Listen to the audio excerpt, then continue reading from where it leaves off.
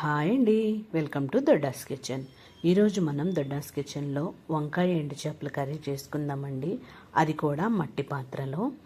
ఆంధ్రాలో చాలా పల్లెటూరుల్లో అస్సలు కూరలు పోపు పెట్టుకోరండి. అంటే ఎండు చేపలు, పచ్చి చేపల కూరలు పోపు పెట్టి వండుకోరు.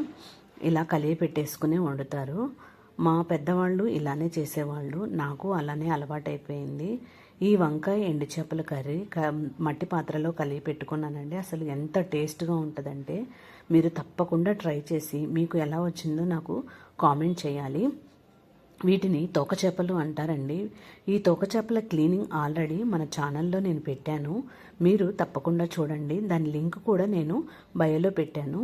మీరు తప్పకుండా క్లిక్ చేసి దాని క్లీనింగ్ చూడండి. ఇప్పుడు ప్రాసెస్లోకి వెళ్ళిపోదాం. నేను ఒక 4 వంకాయలు, 4 టమాటాలు, ఒక ఆనియన్, అలాగే ఒక గ్రీన్ చిల్లీ కూడా తీసుకున్నాను. వీటన్నిటిని కూడా సన్నగా కట్ చేసుకోవాలి. వీటి కట్ చేసుకున్న ముక్కల్ని పక్కన పెట్టేసుకుని ఇప్పుడు తీసుకున్న టమాటాలను కూడా చిన్న ముక్కలుగా కట్ చేసేసుకోవాలి. అలాగే మనం తీసుకున్న వంకాయలు కూడా తొడిమెలు తీసేసుకొని పుచ్చులు లేకుండా చూసుకొని ఇలా పొడుగా కట్ చేసుకోవాలండి. ఎందుకంటే వంకాయ చాలా త్వరగా మగ్గిపోతుంది. చిన్న చిన్న ముక్కలు చేసుకుంటే అసలు మేగడైపోయి స్మాష్ అయిపోతుంది. అట్లా ఏం బాగుండదు. చక్కగా ఇలా పెద్ద పెద్ద ముక్కలు కట్ చేసుకోవాలి. ఇలా మనం కట్ చేసుకున్న ముక్కలన్నిటినీ కూడా మనం మట్టి పాత్రలో చేసుకుంటున్నాం కదండి. వీటన్నిటినీ కూడా మట్టి పాత్రలో వేసేసుకోవాలి. ఇప్పుడు ఒక చిన్న స్పూన్తో ఒక స్పూన్ పసుపు, అలాగే 2 స్పూన్స్ సాల్టు, అలాగే ఒక 2 స్పూన్స్ కారం వేసుకోవాలి.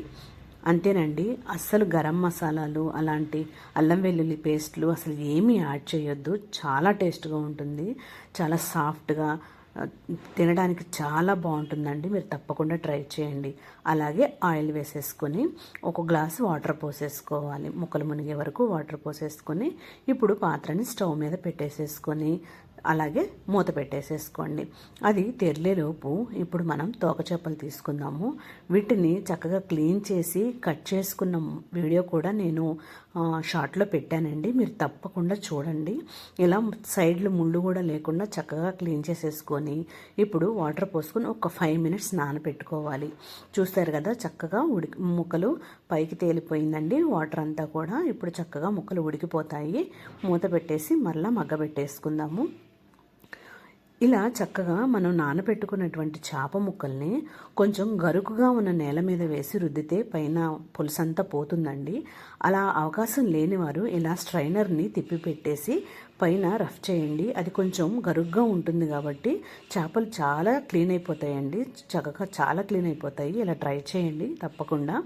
ఇలా చేసిన తర్వాత చక్కగా వాటిని కడుక్కొని ఇప్పుడు మనం ఉడుకుతున్న కూరలో వేసేసుకోవాలి. ముక్కలు చక్కగా మునిగే వరకు స్పూన్తో తిప్పుకొని ముక్కలన్నీ కూడా ఆయిల్లో నీళ్ళల్లో మునిగిపోవాలండి. ఇలా మునిగిపోతే ముక్క చక్కగా ఉడుకుతుంది. ముక్కలు పైనే ఉంచేసామనుకోండి, ఆయిల్ వాటర్ అంతా పైకి రాకుండా ముక్కలు ఉడకవు. కాబట్టి ఒకసారి కలిపేసుకొని ముక్కలు అడుక్కి వెళ్ళిన తర్వాత మూత పెట్టి చక్కగా మగ్గపెట్టుకోండి. చూస్తున్నారు కదా, వంకాయలు ఆల్రెడీ మగ్గిపోయాయండి. చేప కూడా అది సన్నగా ఉంటుంది, దీనికి కండ ఉండదు కాబట్టి చాలా త్వరగానే ఉడికిపోతాయి. చక్కగా ఉడికిన తర్వాత చూసారు కదా, ఇలా మూత పెట్టేసుకుని బాగా మగ్గ పెట్టుకోవాలి. వంకాయలో ఏ చేపలు వేసుకున్నా కూడా చాలా టేస్ట్గా ఉంటుందండి. మాకు వంకాయ ఎండు రొయ్యలు, వంకాయ ఎండు చేపలు, వంకాయలో ప్రతి నాన్ వెజ్ వేస్తాను నేను. చాలా టేస్ట్గా ఉంటుంది. మీరు తప్పకుండా ట్రై చేయండి. అంతేనండి. చక్కగా ఆయిల్ పైకి వచ్చే వరకు మగ్గ పెట్టేసేసుకొని స్టవ్ ఆఫ్ చేసేయాలి. కొంచెం గ్రేవీ ఉండగానే ఆఫ్ చేసేయాలండి. ఎందుకంటే మనం మట్టి పాత్రలో చేసుకున్నప్పుడు మనం ఆఫ్ చేసిన తర్వాత కూడా 5 to 10 మినిట్స్ అది ఉడుకుతూనే ఉంటుంది. చూస్తున్నారు కదా, నేను ఆల్రెడీ ఆఫ్ చేసి బయటకు తీసుకొచ్చినా కూడా చక్కగా ఉడుకుతూనే ఉంది అది. కాబట్టి మనం దీనిని ఎక్కువ బాగా మగ్గిపోయే వరకు ఉంచకూడదు స్టవ్ మీద.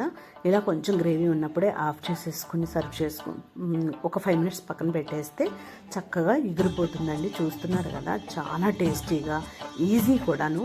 పోపు పెట్టుకోవడాలు, ఆవాలు, జీలకర్ర ఇలా వేసేసి చాలామంది ట్రై చేస్తారు, తింటారు.